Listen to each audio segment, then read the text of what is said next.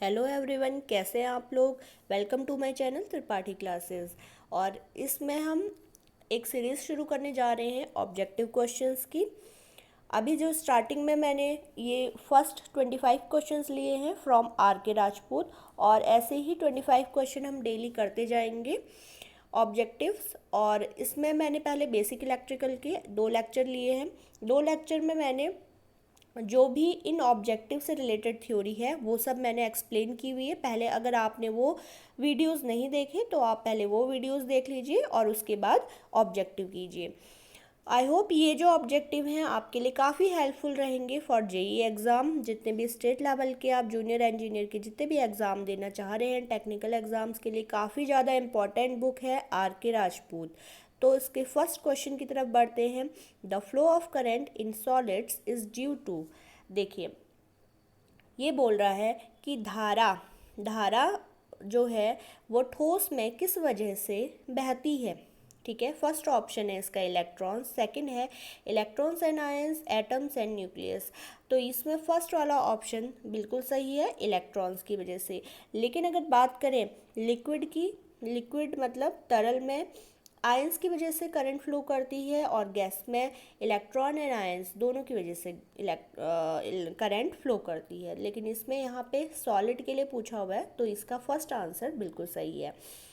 बढ़ते हैं second question की तरफ। The resistance of human body is around.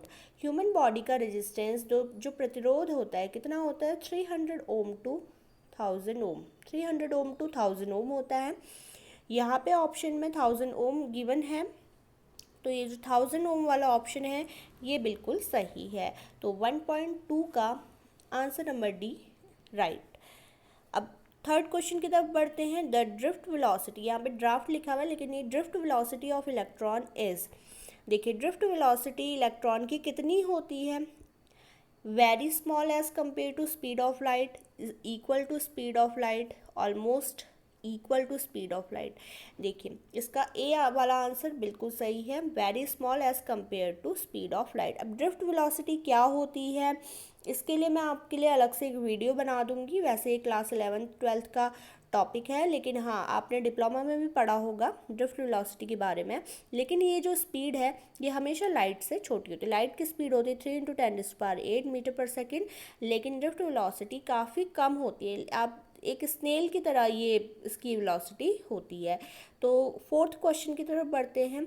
1 commercial unit of energy equal to. आप सभी को पता होगा एनर्जी की यूनिट क्या, एनर्जी की यूनिट ही क्या है? यूनिट। ठीक है, हम कहते हैं 2 यूनिट 4 यूनिट, तो यूनिट का मतलब ही क्या है? ये एनर्जी के लिए बोला जाता है, और यूनिट का मतलब किलोवाट आर। तो 1 यूनिट मतलब 1 किलोवाट आर। KWH भी लिखा रहता है कई जगह पे। नेक्स्ट क्वेश्चन फिफ्थ की तरफ बढ़ते हैं। 1 coulomb charge equal to the charge on. 1 coulomb charge में कितने नंबर ऑफ चार्ज होंगे या कितने यहाँ पे इलेक्ट्रॉन्स होंगे, ये आपको बताना है। देखिए, कूलॉम ऑफ चार्ज कितना होगा, इसके लिए एक फॉर्मूला है Q equal to N into e. मैं स्क्रीन पे लिख रही हुई formula Q equal to N into e. तो यहाँ पे Q की जगह ये बना है 1 कूलॉम, एंड N हमने फाइंड आउट करना है। E आप सभी को पता होगा, E is charge in 1 electron. तो यहाँ से 1.6 इंटू 10⁻⁻19 आप यहाँ पे वैल्यू रख देंगे। तो n इक्वल टू यहाँ पे आ जाएगा 1/1.6 इंटू 10⁻⁻19। तो यहाँ से गाइस सॉल्व करके आंसर आएगा आपका आंसर नंबर इसका डी ऑप्शन बिल्कुल सही है। 6.24 इंटू 10⁻18 इलेक्ट्रॉन्स, ये इसका आंसर आएगा कि 1 कूलॉम में कितने इलेक्ट्रॉन्स होते हैं। और इसके लिए मैंने फॉर्मूला आपको बता ही दिया, Q equal to N into e. इस फॉर्मूले से इसे करना है। अगला है 1.6 क्वेश्चन, मतलब इसका 6th क्वेश्चन शुरू हो रहा है। The electrical energy required to heat a bucket of water to a certain temperature is 4 kilowatt hour. मैं रिपीट कर देती हूँ इसे हिंदी में भी। ये बोल रहा है एक बाल्टी पानी को गर्म करने में, ठीक है, कितनी एनर्जी रिक्वायर्ड होती है टेम्परेचर तक? 4 किलोवाट आवर। अब ये बोल रहा है कि हीट लॉस, उसमें जो हीट लॉस है वो कितने हो जाते हैं? 20%। तो ये बोल रहा है एनर्जी इनपुट बताना है। देखिए स्टार्टिंग में जो एनर्जी इनपुट रही होगी वो अपने आप में हमेशा क्या रहती है, 100% रहती है, लेकिन लॉस की वजह से क्या हो जाता है, जो प्रॉपर उतनी एनर्जी ना जाके उससे थोड़ी कम जाती है। लेकिन यहाँ पे 20% लॉस हुआ है। देखिए 20% लॉस का मतलब कितनी एनर्जी यहाँ पे गई होगी, जस्ट 80% बकेट को गर्म, बकेट में जो पानी है उसको गर्म करने में गई होगी। तो ये 80% किसके इक्वल हो गया, 4 किलो वाट आवर की, क्योंकि 80% एनर्जी गई है ना, तो 4 किलो वाट आवर के इक्वलेंट हो गया। तो आपको फाइंड करना है टोटल इनपुट कितना रहा होगा। टोटल इनपुट मतलब 100%। ये एक नॉर्मल सा परसेंटेज का क्वेश्चन है। परसेंटेज के क्वेश्चन भी आप लोग कर रहे होंगे जो भी कंपटीशन के एग्जाम दे रहे हैं। तो 4/80 इंटू 100, इसको सॉल्व करके गाइज आएगा 5 किलो वाट आवर। ठीक है, तो इसका आंसर नंबर 6 का सी बिल्कुल सही है। 6 का आंसर सी सही है। बढ़ते हैं 7th क्वेश्चन की तरफ। In gases the flow of current is due to, gas में फ्लो ऑफ करंट, धारा का प्रवाह किसकी वजह से होता है। तो मैंने अभी आपको बताया था धारा का प्रवाह गैसेस में इलेक्ट्रॉन और आयंस की वजह से होता है। लेकिन यहाँ पे डी वाला देखो आंसर क्या गिवन है, electron, positive ion and negative ion. तो 1.7 का डी वाला बिल्कुल सही है, आयंस और इलेक्ट्रॉन की वजह से होता है। तो ये सी वाला आंसर गलत है कि इलेक्ट्रॉन और एंड पॉजिटिव आयन। ठीक है, सिर्फ पॉजिटिव आयंस तो नहीं होते ना, नेगेटिव भी होते हैं, तो डी वाला आंसर।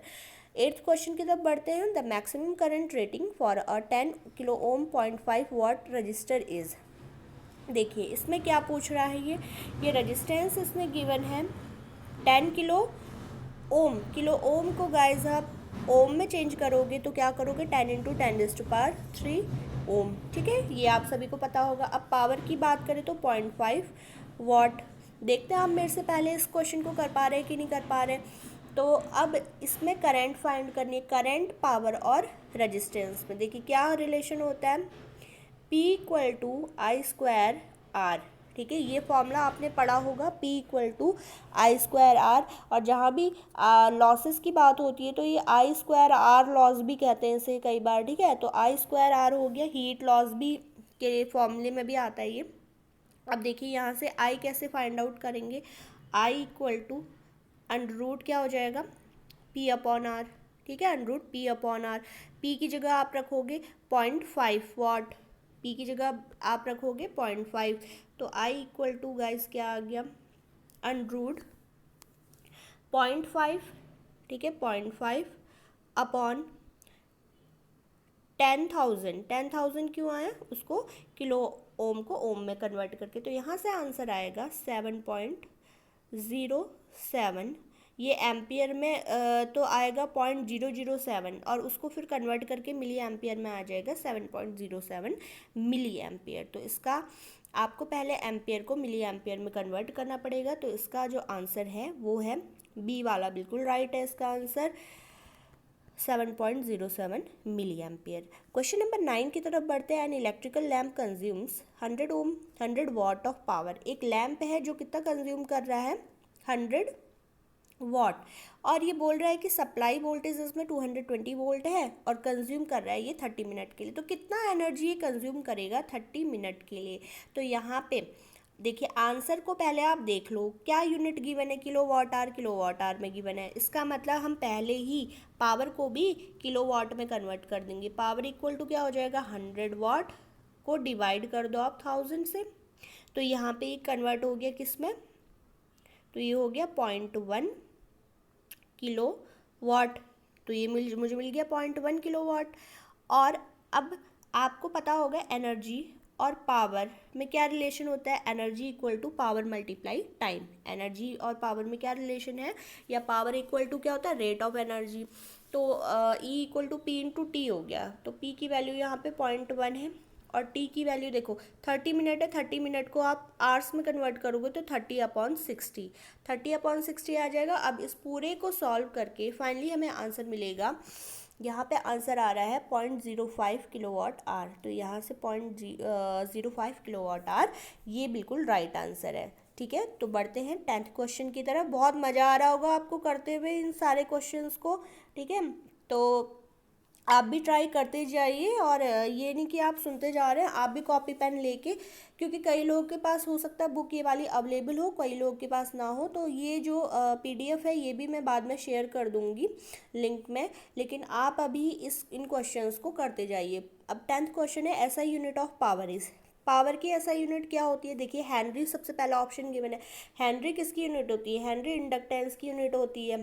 हेनरी किसकी यूनिट होती है? इंडक्टेंस की। कूलॉम चार्ज की यूनिट होती है। कूलॉम नहीं है इसका आंसर। वाट आर एनर्जी की यूनिट होती है, ये भी नहीं है आंसर। लेकिन ये पूछ रहा है पावर की एसआई यूनिट, तो पावर की एसआई यूनिट क्या होती है? वॉट। तो 10th क्वेश्चन का सी वाला आंसर बिल्कुल सही है। बढ़ते हैं 11th क्वेश्चन की तरफ। Electric pressure is also called, ये तो सबको पता होगा। इलेक्ट्रिक प्रेशर किसको बोलते हैं? वोल्टेज को बोलते हैं इलेक्ट्रिक प्रेशर। 12th क्वेश्चन है, the substance which have a large number of free electron and offer a low resistance R called. देखो ये बोल रहा है एक ऐसे पदार्थ जिनमें फ्री इलेक्ट्रॉन ज़्यादा होते हैं और रेजिस्टेंस होता है कम। देखो जिनमें रेजिस्टेंस कम होता है उन्हें क्या बोलते हैं? जिनका प्रतिरोध कम होता है उन्हें चालक बोला जाता है। चालक मतलब कंडक्टर्स। ठीक है, तो ऐसे मटेरियल क्या होते हैं? जिनमें फ्री इलेक्ट्रॉन्स होते हैं और जिनका रेजिस्टेंस कम होता है, दैट आर कंडक्टर्स। लेकिन इसका अपोजिट, ऐसे पदार्थ जिनमें फ्री इलेक्ट्रॉन कम होते हैं और जिनका रेजिस्टेंस ज़्यादा होता है, उसे क्या बोलते हैं? सेमी कंडक्टर, अर्धचालक बोला जाता है उन्हें। 13 का क्वेश्चन नंबर 13 देखिए, out of following which is not a poor conductor, इनमें से कौन सा बुरा चालक नहीं है? मतलब कहने का मतलब है कि कौन अच्छा चालक है, कौन सा अच्छा कंडक्टर है। अगर कास्ट आयरन की बात करें, कार्बन की बात करें, ये तीनों ही ऑप्शन सारे गलत हैं। इन सब में अच्छा चालक क्या है? कॉपर है। 14 क्वेश्चन की तरफ बढ़ते हैं। Out of following which is an insulating material, इन सब में इंसुलेटिंग मटेरियल कौन है? कॉपर तो भाई चालक है, कंडक्टर है। गोल्ड भी कंडक्टर है, सिल्वर भी कंडक्टर है। पेपर की अगर बात करें, पेपर क्या है? कुचालक। कुचालक मतलब इंसुलेटर, इससे करंट पास नहीं हो सकती है। बढ़ते हैं 15th क्वेश्चन की तरफ। The property of conductor due to which it passes current is called. Property conductor की जिसकी वजह से इसमें करंट पास होती है, ऐसी प्रॉपर्टी को क्या बोलते हैं? 15th का आंसर है, ऐसी प्रॉपर्टी को हम कहते हैं चालकता, कंडक्टेंस। ठीक है, जिसकी वजह से करंट पास हो और जिसकी वजह से करंट रुक जाए, दैट इज रेजिस्टेंस। कंडक्टेंस और रेजिस्टेंस एक दूसरे के क्या होते हैं? रिवर्स होते हैं। ऐसे ही अगर आप मैग्नेटिक फील्ड की बात करें, मैग्नेटिक फील्ड में फ्लक्स फ्लो होता है। जैसे इलेक्ट्रिक फील्ड में करंट फ्लो होता है, वैसे ही मैग्नेटिक फील्ड में क्या होता है? फ्लक्स फ्लो होता है। अब फ्लक्स को के रास्ते में जो अवरोध पैदा करे, फ्लक्स के रास्ते में जो क्या करता है? रजिस्ट करता है, उस प्रॉपर्टी को क्या कहते हैं? रिलक्टेंस। और जो पास होने दे, जो परमिट होने दे, उसको कहते हैं परमिएंस। परमिएंस एंड रिलक्टेंस, ये दो वर्ड आप याद कर लीजिए फ्लक्स की, क्योंकि करंट के लिए तो सबको पता होता है कि कंडक्टेंस एंड रेजिस्टेंस, लेकिन फ्लक्स के लिए नहीं याद हो पाता। फ्लक्स के लिए आएगा परमिएंस, और जहाँ वहाँ पे रेजिस्टेंस होता है, यहाँ पे क्या होता है? रिलक्टेंस। ठीक है, तो बढ़ते हैं अगले क्वेश्चन की तरफ। क्वेश्चन नंबर 16 हम कर चुके हैं। कंडक्टेंस का रेसिप्रोकल क्या है? रेजिस्टेंस। इसका ए वाला आंसर बिल्कुल सही है। 17th देखिए, the resistance of a conductor varies inversely as. ये पूछ रहा है कंडक्टर का जो प्रतिरोध है वो कैसे, किस पे इन्वर्सली डिपेंडेंट होता है। देखो इसका फॉर्मूला है R equal to rho l upon a, rho l upon a.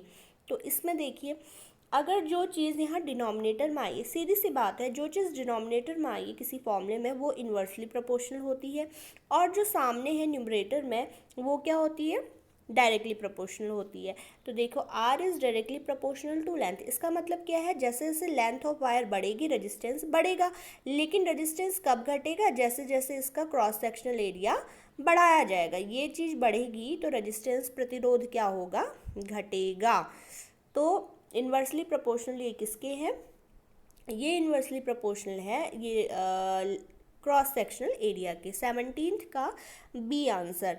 तो बढ़ते हैं 18th क्वेश्चन की तरफ। With rise in temperature the resistance of pure metal, जैसे जैसे तापमान बढ़ाया जाता है, प्रतिरोध ठीक है। सुचालक जो भी हमारे प्योर मेटल होते हैं, धातुएं होती हैं, उनमें क्या होता है, उनमें भी क्या होगा, रेजिस्टेंस बढ़ेगा। मैंने आपको कल जो लेक्चर में बताया था, मैंने आपको टेम्परेचर राइज इन रेजिस्टेंस ये वाला टॉपिक भी बताया है, ब्रीफली बताया है। ब्रीफली मैं इसलिए बता रही हूँ जिससे आप ज़्यादा ऑब्जेक्टिव के लिए वो यूज़फुल रहे, मैं बहुत ज़्यादा डिटेल में नहीं जा रही हूँ। देखिए, रेजिस्टेंस बढ़ेगा, टेम्परेचर जब भी बढ़ता है, टेम्परेचर टी जब भी बढ़ेगा, जो भी हमारे सुचालक हैं, कंडक्टर्स हैं, उनका प्रतिरोध बढ़ता है, रेजिस्टेंस बढ़ता है। लेकिन अगर हम अर्धचालक सेमीकंडक्टर की बात करें, उनमें टेम्परेचर बढ़ाने पे रेजिस्टेंस उनका डिक्रीज होता है। आप इसको उल्टा भी कह सकते हो कि टेम्परेचर बढ़ाने पे किसी भी कंडक्टर का कंडक्टेंस डिक्रीज होता है, और टेम्परेचर बढ़ाने पे जो सेमीकंडक्टर अर्धचालक है, उनका रेजिस्टेंस अगर घट रहा है तो क्या आप कह सकते हो, आप उनकी चालकता बढ़ती है। तो ये क्वेश्चन इस तरीके से, बहुत सारे तरीक़ों से ये पूछा जाता है। एक ही क्वेश्चन के पीछे आप 4 क्वेश्चन और बना सकते हो। तो आप हर क्वेश्चन को इसके डिटेल में करो। एक एक क्वेश्चन आर के राजपूत का अगर आपने डिटेल में कर लिया तो एक आपके लिए काफ़ी ज़्यादा हेल्पफुल रहेगा। तो इसका जो आंसर है, rise in temperature the resistance of pure metal, तो इसका आंसर क्या है, फर्स्ट वाला बिल्कुल सही है, इंक्रीज। फिर बात करते हैं 19 क्वेश्चन की, the rise in temperature the resistance of semiconductor. देखिए, बन गया ना अगला क्वेश्चन कि सेमीकंडक्टर का टेम्परेचर बढ़ाने पे क्या होगा, रेजिस्टेंस डिक्रीज होगा। अभी तो ये रेजिस्टेंस के लिए पूछा, लेकिन एक और क्वेश्चन इसमें बन जाएगा कंडक्टेंस के लिए, तो आप उसे इजीली अब कर पाएंगे। बढ़ते हैं 20 क्वेश्चन की तरफ। Question number 20, the resistance of copper wire. बोला है कि कॉपर वायर का रेजिस्टेंस दिया है 21 ओम और उसकी लेंथ है 200 मीटर, ठीक है। इफ़ इट्स थिकनेस, इसकी थिकनेस गिवन है हमें 0.44 मीटर mm, ये हमें इसका डायमीटर गिवन है, ठीक है। ये सारी बातें किसकी हो रही है, वायर की बात हो रही है। अभी बोल रहा है इसका स्पेसिफिक रेजिस्टेंस क्या होगा। अभी मैंने आपको एक रिलेशन बताया था, rho equal to r a upon l, ठीक है। वेर रो क्या है यहाँ पे, इसकी विशिष्ट प्रतिरोधकता, जिसे स्पेसिफिक रेजिस्टेंस बोलते हैं, और रजिस्टिविटी भी कहते हैं इसको कहीं पे।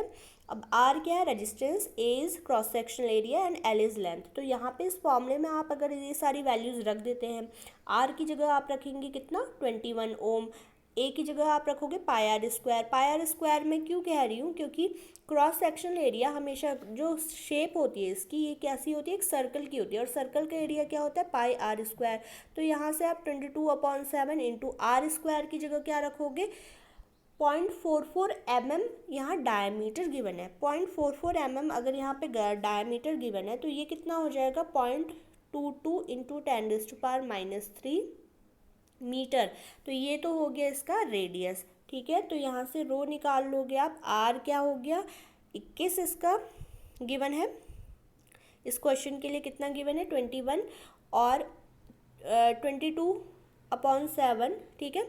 अपॉन 7 में ले आई मैं इसे मल्टीप्लाई, 22 ये पूरा मल्टीप्लाई होगा आर स्क्वायर में, अपॉन क्या हो जाएगा, एल आएगा लेंथ ऑफ वायर। तो ये इस पूरे फॉर्मूले में आप सीधे सीधे आप इसकी वैल्यूज़ को आप पुट कर लो और एरिया पाई आर स्क्वायर से निकाल लोगे। तो इसका फाइनल जो आंसर आपको मिलेगा इस क्वेश्चन के लिए, ये आएगा 1.6 इंटू 10⁻⁸ ओम मीटर। अगर आपका ये आंसर नहीं आ रहा तो आप मुझे कमेंट करके बता सकते हो कि मैम ये वाले फॉर्मूले से नहीं सॉल्व हो पा रहा है या कुछ कैलकुलेशन मिस्टेक रहेगी, तो वो चीज़ आप मेरे से डिस्कस कर सकते हो। 21st क्वेश्चन है, 3 resistance of 10 ohm, 15 ohm and 30 ohm are connected in parallel. अब ये 3 रेजिस्टेंस आपस में पैरेलली कनेक्टेड है। मैंने कल आपको एक जो लेक्चर बताया था कि पैरेलल कनेक्शन में क्या होता है, 1/r इक्वल टू 1/10 प्लस क्या कर दोगे, 1/15 प्लस 1/30। अब 30, 15 और 10 इन सब का एलसीएम लेके क्या आएगा, 30, और यहाँ पे r की वैल्यू आ जाएगी सीधे सीधे 5 ओम, ठीक है। तो ये फॉर्मूला जो हम लगा रहे हैं किसके लिए लगा रहे हैं, पैरेलल के लिए। अगर सेम यही क्वेश्चन पूछा होता कि 10 ओम, 15 ओम और 30 ओम तीनों सीरीज़ में, तो आप डायरेक्टली इन्हें ऐड कर देते, 10 + 15 + 30 करते, ठीक है।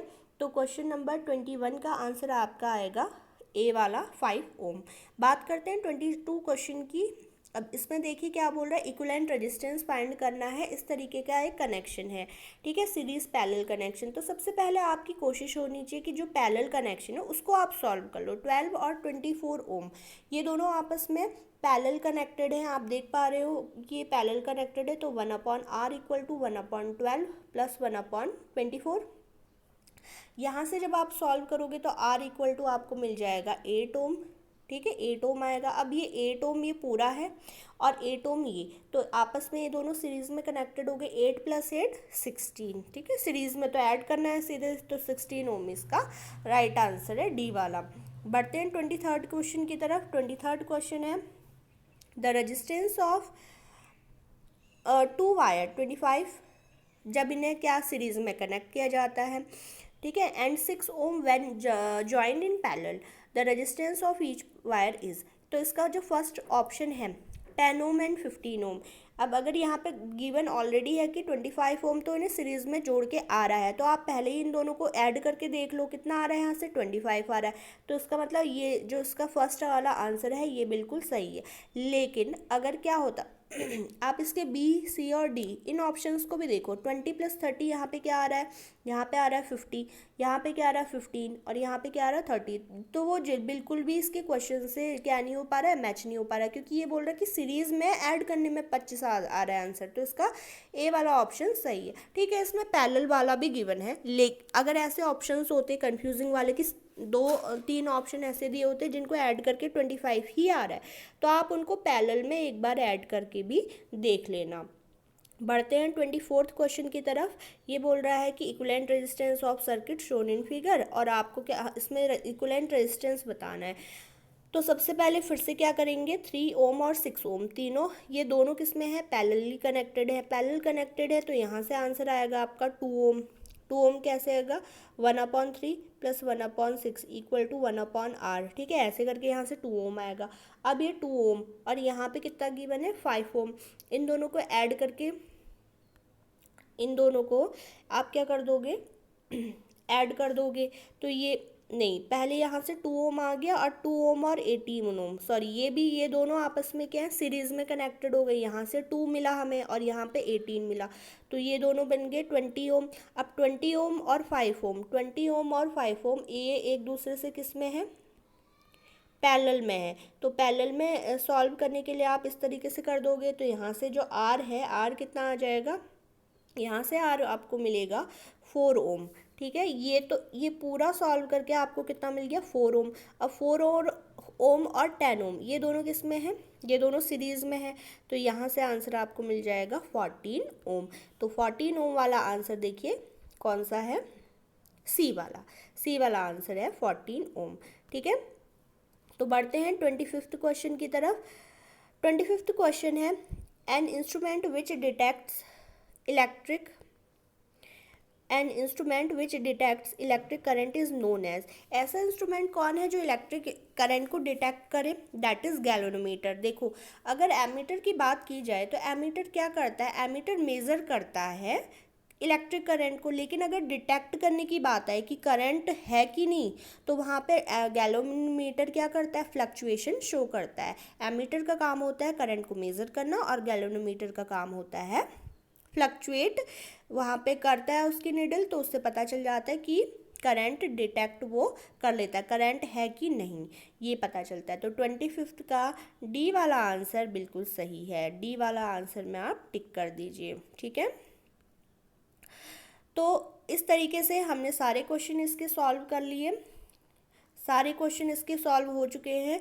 अब अगला जो आएगा हमारा, अगला जो भी टर्न आएगा हम उसके आगे 25th क्वेश्चन सॉल्व, 25 और क्वेश्चन सॉल्व करेंगे इसी चैप्टर के, और इस तरीके से हमारे 25 डेली होते रहेंगे। तो एक दिन ये आर के राजपूत वाली सारी जो जितने भी इसके ऑब्जेक्टिव हैं ये कंप्लीट आपके हो जाएंगे, और उसके बाद फिर मेरी कोशिश रहेगी और ऑब्जेक्टिव बुक्स में आपके लिए लेके आऊँ, उनके सॉल्यूशन लेके आऊँ। अगर आपको मेरा वीडियो अच्छा लगा तो आप इसे लाइक कर सकते हो, सब्सक्राइब माई चैनल, जिससे मैं और वीडियोज़ आपको भेजती रहूँ। Thank you guys.